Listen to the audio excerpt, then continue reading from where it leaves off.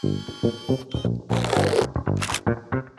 since I shared my last video, a few people reached out to Adobe about the apparent increase from 1024 pixels square to 2000 pixels square when using Generative Fill, and it would appear that there actually is no change. It still remains at 1024 pixels. And yes, in an ideal world, we'd love it if there was no size restriction, but to be honest with you, I'd take 1024 pixels square so long as the quality stood up. However, I did also show this in the video that as of today, the results I'm getting at the original 1024 pixels square aren't quite hitting the mark anyway.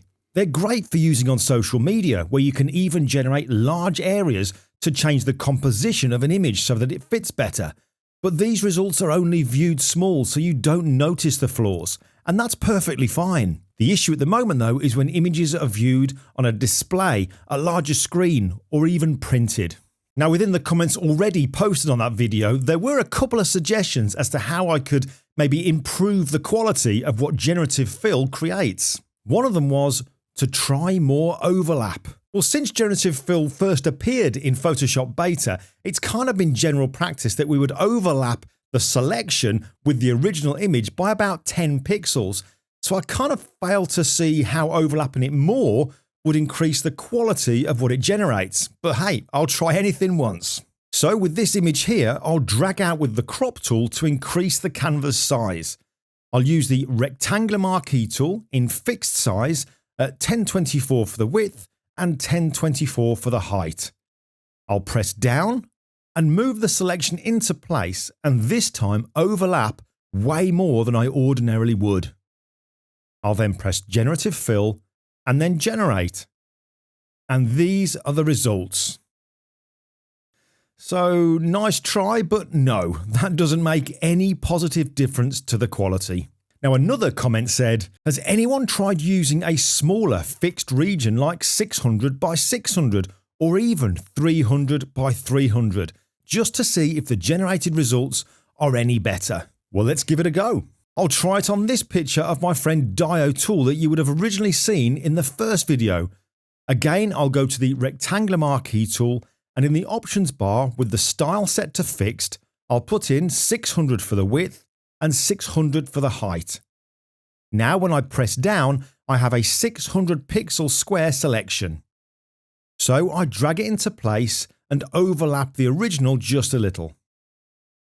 I then press Generative Fill and then Generate. And these are the results that I get. So no improvement at all with 600 pixels square. So let's try 300 pixels square. So I'll change the dimensions in the options bar. I'll click down and then drag the selection into place, again making sure to overlap the original. I'll press Generative Fill and then Generate. And this is what we get. So again, even though we're reducing the size of the selection, it makes no difference. The results are still soft and a little bit blurry, low resolution. Actually, I don't know if it's me imagining this, but I'm sure when I was using the beta version before, the results I'm getting were actually a bit better. But like I say, maybe that's my imagination.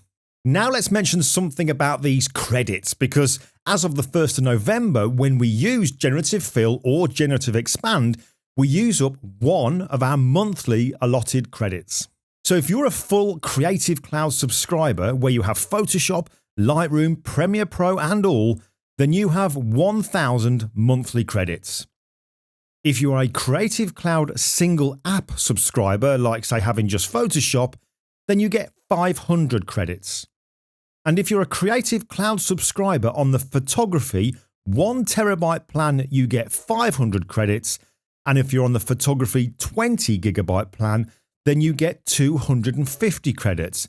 But as of the 1st of November, that changes to just 100.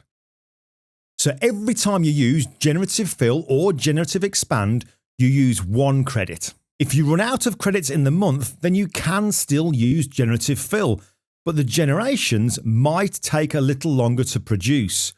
What you generate, instead of being a priority, might have to wait in a queue. How long, or even if it will take longer, We just don't know yet.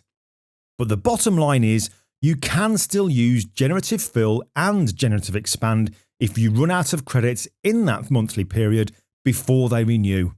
I've added a link in the description to the press release about all of this. My only thinking with this is that I hope we don't lose one credit when we use Generative Fill or Generative Expand and we get that conditions of use warning that seems a little bit too sensitive and jumpy at the moment. Anyway, despite the quality still being kind of low res, I am going to continue using Generative Fill because I can get away with using it for fixing selections, repairing certain aspects of images, and also because of the soft, blurry, low resolution results, you can kind of get away with using it on areas of an image where the focus is softer because of maybe depth of field. Now, there is a very interesting comment in the frequently asked questions section on the Adobe website, and it says that we might introduce new media types, for example, 3D and video, or higher resolution image and vector generation in the future that may incur additional generative credits per generation or additional costs. So, might introduce higher resolution in the future that may incur additional credits per generation or additional costs. So reading that, it would suggest that the quality, the low resolution generations that we get at the moment are here to stay. And if we want better, then there would be more credits used rather than one per generation, or an actual cost implication. Maybe like it is when we use Adobe stock. We can access the low resolution version, but if we want the higher resolution, we need to purchase credits. I just hope that if this is the way it's going to go, that to get a higher resolution result, then it means more credits used rather than a cost implication. Because that to me just feels a little bit unfair, almost like dangling a carrot, teasing users with what they could have. You've either got Generative Fill AI in Photoshop or you haven't. But again, we don't really know all the details of this just yet, so there's no point jumping to conclusions. I'm just going to continue enjoying using it for the purposes I've found it works well on, and we'll just wait to see what happens on November the 1st. I must admit though, it does make me smile when I get responses from people saying that the results they get are fantastic and they do match the high resolution images that they're using it in. When clearly from this statement alone from Adobe, they are saying that the results from Generative Fill are low resolution. So interesting times, but that's all I've got for this video. So as usual, I'd really appreciate a like if you've got something from it, subscribe or follow if you don't already, and I'll catch you in the next video. Now don't forget to register for your free pass for the Photoshop Virtual Summit 5 coming up on October 30th through November 3rd. 5 days, 20 instructors, 40 classes full of Photoshop goodness. Use the link in the description to get your free pass, and if you use it, then great, but if you don't, you've lost nothing. So register, get the free pass, and it's there if you want it.